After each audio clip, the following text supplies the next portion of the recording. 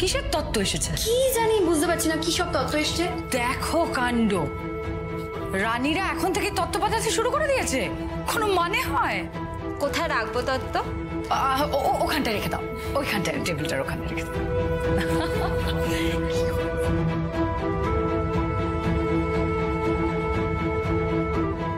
তোরা কেনাকাটা করতে যা।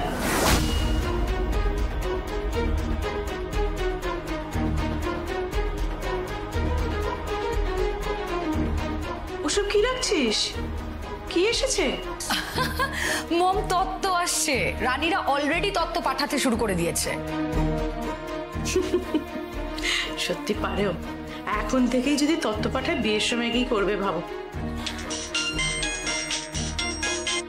হ্যালো, হ্যাঁ কে? পতিত পাবন পোদ্দার।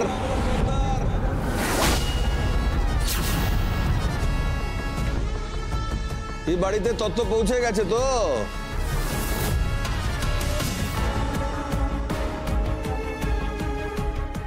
কিসের তত্ত্ব পৌঁছে গেছে?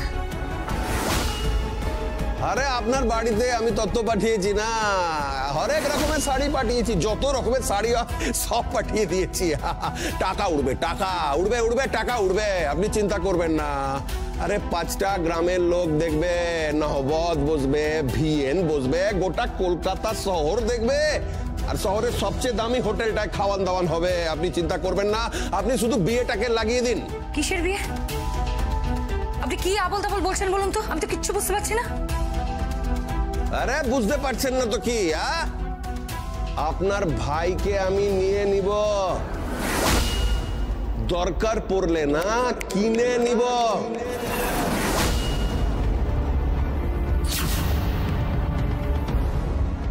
তার মানে তত্ত্বগুলো আপনি পাঠিয়েছেন?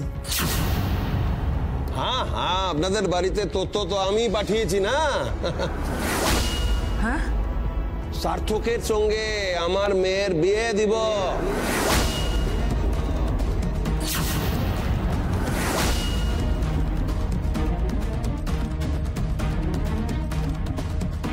আপনার কি মাথাটা খারাপ হয়ে গেছে নাকি? উন্মাদ হয়ে গেছেন? বদ্ধ উন্মাদ হয়ে গেছেন আপনি? না না, আচল বিবি, আমি উন্মাদ টুন্মাদ নই। আমার মেয়ের আপনার ভাইকে ভালো লেগেছে। হ্যাঁ, নাচানাচি করতে গিয়ে দেখা হয়েছে, ও প্রেমে একেবারে উন্মাদ হয়ে গেছে। তা আমার মেয়ের যখন ভালো লেগেছে তখন সার্থককে তো এ বাড়িতে আসতেই হবে। সার্থকের বিয়ে ঠিক হয়ে গেছে, অন্য একটি মেয়ের সাথে ওর বিয়ে, রানীর সাথে ওর বিয়ে।